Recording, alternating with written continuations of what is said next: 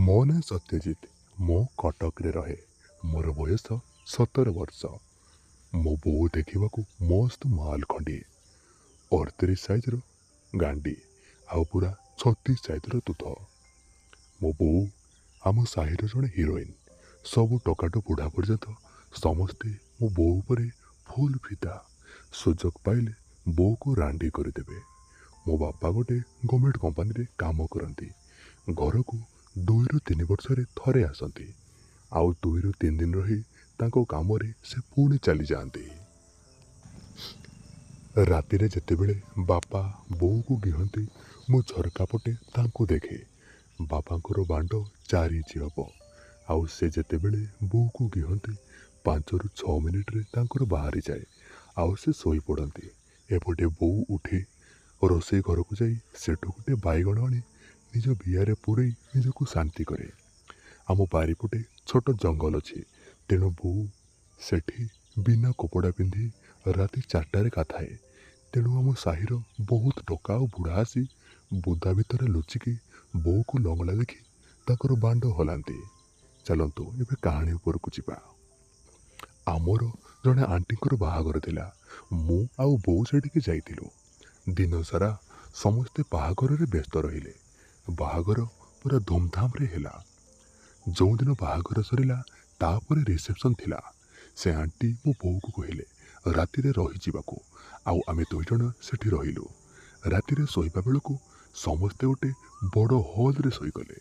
ଗୋଟେ ପଟେ ସ୍ତ୍ରୀ ଲୋକ ଆଉ ଗୋଟେ ପଟେ ପୁରୁଷ ଲୋକମାନେ ଶୋଇଲେ। ହଲ୍ରେ ଗୋଟେ ଉଚ୍ଚା ଥାକ ଭଳିଆ ଜାଗା ହୋଇଥିଲା। ସେଠି ମୁଁ ଆଉ ମୋର ଗୋଟେ ସାଙ୍ଗ ଶୋଇଥିଲୁ। ମୁଁ ଯେଉଁଠି ଶୋଇଥିଲି ସେଠୁ ପୁରା ହଲ୍ରେ କିଏ କେଉଁଠି ଶୋଇଥିଲା ସବୁ ଦେଖାଯାଉଥିଲା। ରୁମ୍ରେ ଗୋଟେ 0 ବଲ୍ବ ଲାଗିଥିଲା, କିନ୍ତୁ ରୁମ୍ରେ ସବୁ ଦେଖାଯାଉଥାଏ। ରାତି 11ଟା ଖଣ୍ଡେ ହେବ। ମୁଁ ଫୋନ୍ ଚଲାଉଥାଏ। ହଠାତ୍ କେହି ଆସିବାର ମୋତେ ଲାଗିଲା, ତ ମୁଁ ମୋବାଇଲକୁ ରଖି ଦେଖିବାକୁ ଲାଗିଲି।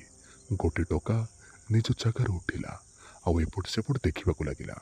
ତାପରେ ସେ ଧୀରେ ଧୀରେ ସେ ମୋର ବୋଉ ଆଉ ଜଣେ ସ୍ତ୍ରୀ ଲୋକ ମଝିରେ ଜାଗା ଥିଲା ସେଠି ଯାଇକି ଶୋଇପଡ଼ିଲା। 2 ମିନିଟ୍ ହବ ସେ ବୋଉର ଶାଢ଼ୀକୁ ଗୋଡ଼ ଉପରକୁ କରିବାକୁ ଲାଗିଲା। ବୋଉ ଗୋଟେ ସାଇଡ୍ ହୋଇକି ଶୋଇଥାଏ, ଆଉ ତାର ଗାଣ୍ଡି ସେ ଟୋକା ପଟକୁ ଥାଏ। ସେ ଟୋକା ବୋଉର ଶାଢ଼ୀକୁ ଗାଣ୍ଡି ଉପରକୁ ଟେକିଲା।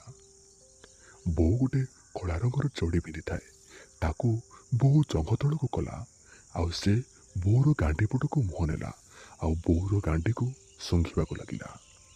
ତାପରେ ସେ ବୋଉର ଗାଣ୍ଡିକୁ ମେଲା କଲା, ଆଉ ବୋଉର ଗାଣ୍ଡି କଣା ଆଉ ବୋଉର ବାଳୁଆ ବିଆକୁ ଜିଭ ଲଗେଇ ଚାଟିବାକୁ ଲାଗିଲା। ବୋଉ କିନ୍ତୁ ସେମିତି ଶୋଇଥାଏ। ତାପରେ ସେ ଓଲଟିଗଲା ଆଉ ବାଣ୍ଡକୁ ବୋଉର ଗାଣ୍ଡିରେ ପୂରେଇବାକୁ ଲାଗିଲା। ସେ ଟୋକାର ବୋଧେ ପ୍ରଥମ ଥର, ତେଣୁ ସେ ବାଣ୍ଡକୁ ବୋଉର ବିଆରେ ପୂରାଇ ପାରୁନଥିଲା, ଆଉ ସେମିତି ବୋଉ ବିଆରେ ବାଣ୍ଡକୁ ଘଷିବାକୁ ଲାଗିଲା। ଏମିତି କିଛି ସମୟ କଲା। ହଠାତ୍ ବୋଉ ତାର ବାଣ୍ଡକୁ ଧରି ପକାଇଲା ଆଉ ତାର ବାଣ୍ଡକୁ ହାତରେ ଧରି ଆଗ ପଛ କରିବାକୁ ଲାଗିଲା। ସେ ଟୋକା ପୁରା ଡରିଗଲା। ତାପରେ ବୋଉ ତା ପଟକୁ ବୁଲି ପଡ଼ିଲା ଆଉ ଧୀରେ ସେ ତା କାନରେ କିଛି କହିଲା। ତାପରେ ବୋଉ ନିଜ ଜାଗାରୁ ତଳକୁ ବୁଲି ପଡ଼ିଲା। ସେ 2 ଜଣ 69 ପଦରେ ଥାଆନ୍ତି। ସେ ଟୋକା ବୋଉର ବାଳୁଆ ବିଆକୁ ଚାଟୁଥାଏ, ଏପଟେ ବୋଉ ସେ ଟୋକାର 8 ଇଞ୍ଚିଆ ବାଣ୍ଡକୁ ପାଟିରେ ପୁରେଇ ଲଲିପପ୍ ଭଳିଆ ଚୁଷିବାକୁ ଲାଗୁଥାଏ। 6 ରୁ 7 ମିନିଟ୍ ପରେ ବୋଉ ଗୋଟେ ପଟକୁ କର କରି ଶୋଇଲା, ଆଉ ସେ ଟୋକା ବୋଉର ଗାଣ୍ଡି ପଟୁ ବାଣ୍ଡ ଘଷିବାକୁ ଲାଗିଲା। ଏବେ ବୋଉ ମୁହଁରୁ ଛେପ ଆଣି ସେ ଟୋକାର ବାଣ୍ଡରେ ବୋଳିଲା ଆଉ ବାଣ୍ଡକୁ ବିଆ ଭିତରେ ପୂରେଇ ଦେଲା। ତାପରେ ସେ ଟୋକା ଧୀରେ ଧୀରେ ଧକ୍କା ମାରିବାକୁ ଲାଗିଲା। ମୁଁ ଉପରେ ଶୋଇ ସବୁ ମଜା ନେଉଥାଏ। ସେ ଟୋକା ବୋଉକୁ ଜୋର ଜୋର ଫୁଲ୍ ସ୍ପିଡରେ କେହିବାକୁ ଲାଗିଲା। ବୋଉ ମୁହଁରେ ହାତ ରଖିଥାଏ, କିନ୍ତୁ ତଥାପି ତା ପାଟିରୁ ଶବ୍ଦ ବାହାରୁଥାଏ। କିଛି ସମୟ କେହିଲା ପରେ ସେ ବୋଉକୁ ପେଟେଇ ଦେଲା ଆଉ ତା ଉପରେ ଶୋଇ ବୋଉର ବାଳୁଆ ବିଆରେ ବାଣ୍ଡ ପୁରେଇ ପୁଣି କେହିବାକୁ ଲାଗିଲା। ଆଉ 10 ମିନିଟ୍ ପରେ ବୋଉର ବୋଧେ ବାହାରିଗଲା। ସେ ଟୋକା ବୋଉର ବିଆରୁ ବାଣ୍ଡକୁ କାଢ଼ି ବିଆରେ 2ଟା ଆଙ୍ଗୁଳି ପୂରେଇ ଦେଲା ଆଉ ଆଗ ପଛ କରି ଆଙ୍ଗୁଳିକୁ ଆଣି ଶୁଙ୍ଘିଲା ଆଉ ପାଟିରେ ପୂରେଇ ଚାଟିବାକୁ ଲାଗିଲା। ତାପରେ ସେ ଟୋକା ବୋଉର ବାଳୁଆ ବିଆରୁ ବୋହୁଥିବା ଧଳା ଧଳା ରସକୁ ତଳେ ପ୍ୟାକ୍ ହୋଇଥିବା ବେଡ଼ସିଟ୍ରେ ପୋଛି ପକାଉଥାଏ। ଏପଟେ ବୋଉର ଆଉ ଥରେ ଗଲୁ ହେଲା କି କ'ଣ କେଜାଣି, ସେ ସାଙ୍ଗେ ସାଙ୍ଗେ ସେ ଟୋକାର ବାଣ୍ଡର ମୁଣ୍ଡିକୁ ବିହା ଭିତରକୁ ମାରୁଥାଏ। ତାପରେ ସେ ଟୋକା ଆଉ ଥରେ ବୋଉର ବିହାର ଦୁଇ ପାଖୁଡ଼ାକୁ ମେଲା କରି ବାଣ୍ଡକୁ ଗୋଟେ ଧକାରେ ପୂରେଇ ବୋଉକୁ ପୁଣି କିହିବାକୁ ଲାଗିଲା। ସାଇଡ଼ରେ ଯେଉଁମାନେ ଶୋଇଥିଲେ ସମସ୍ତେ ହେଲେ ଟିକେ ଟିକେ ଶୁଣିଛନ୍ତି, କିନ୍ତୁ କେହି ହେଲେ ନିଦରୁ ଉଠି କିଛି କହୁନାହାନ୍ତି। କିଛି ସମୟ ପରେ ସେ ଟୋକା ବୋଉକୁ ମାଡ଼ି ବସିକି ବୋଉର ବାଳୁଆ ବିହାରେ ତା ବାଣ୍ଡକୁ ଠେସିକି ବସେଇକି ରଖିଲା। ବୋଧେ ଟୋକାର ବହିଗଲା କି କ'ଣ ଯେ ସେମିତି ବୋଉ ବିହାରେ ପଶେଇ ବୋଉ ଉପରେ ସେ ଶୋଇକି ରହିଥାଏ। ତାପରେ ଏଇଭଳି ଭାବରେ ଆଉ 5 ମିନିଟ୍ ଶୋଇ ରହିଲା। ତାପରେ ତୁରନ୍ତ ଉଠି ବୋଉର ପାଟି ପାଖକୁ ତାର ବୀର୍ଯ୍ୟ ଲାଗିଥିବା ବାଣ୍ଡକୁ ନେଇଗଲା। ବୋଉ ସେ ଟୋକାର ବୀର୍ଯ୍ୟ ଲାଗିଥିବା ବାଣ୍ଡକୁ ପାଟିରେ ପୁରେଇ ପୁରା ଫୁଲ୍ ସ୍ପିଡ଼ରେ ଚଷିବାକୁ ଲାଗିଲା। ବୋଉ ଏମିତି ଚଷୁଥିଲା ଯେମିତି ସେ ଗୋଟେ ପକ୍କା ବିଧେଇ। ଏସବୁ ଦେଖି ମୁଁ ପୁରା ପାଗଳ ହୋଇଯାଉଥିଲି। ତାପରେ ମୋତେ ମଧ୍ୟ ଇଚ୍ଛା ହେଉଥିଲା ଯେ ବୋଉକୁ ମୁଁ ମାଡ଼ି ବସି କେହି ଦିଅନ୍ତି, କିନ୍ତୁ କ'ଣ କରିବି, କାରଣ ସେ ମୋର ବୋଉ ଥିଲା।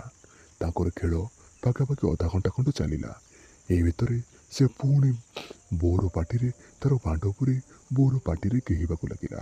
ଆଉ ବୋଉ ଆସି ପୁଣି ସେ ଟୋକାର ମୁହଁ ଉପରେ ତା ବାଳୁଆ ବିହକୁ ମେଲେଇକି ବସି ପଡ଼ିଲା।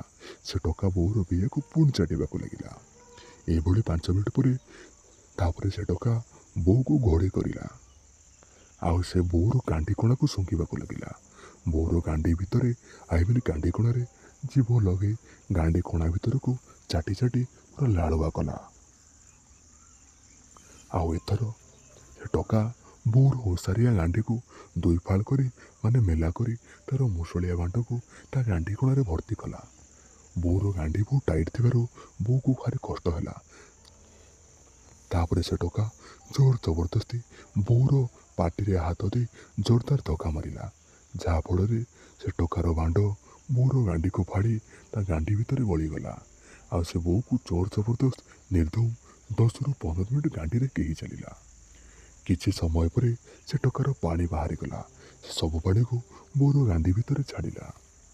ଏସବୁ ଦେଖି ମୋତେ ବହୁତ ରାଗ ଲାଗୁଥିଲା, ତଥାପି ମୁଁ କିଛି କହୁନଥିଲି।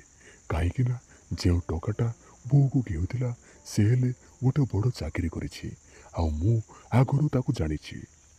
ମୋ ବୋଉ ସହିତ ତାହାର ଆଗରୁ ଘିଆଘିର ସମ୍ପର୍କ ଅଛି। ସେ ବୋଉକୁ ଘିଏ ସିନା, କିନ୍ତୁ ବହୁତ ପଇସା ହେଲେ ଦିଏ। ତା ପଇସାରେ ଆମର ଗୋଟେ ଜମି ମଧ୍ୟ କିଣା ହୋଇଛି। ସେଥିପାଇଁ ମୁଁ ଜାଣି ଶୁଣି ମଧ୍ୟ କିଛି କହି ନପାରି ଚୁପ୍ ରହେ।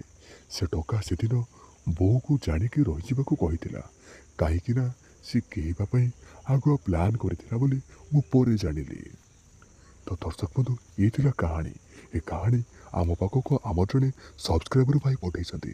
ଯଦି କିଛି ତ୍ରୁଟି ଥାଏ ତାହେଲେ ତାଙ୍କୁ କ୍ଷମା କରିବେ। ଏ କାହାଣୀରେ ମୋର କୌଣସି ମତାମତ ନାହିଁ।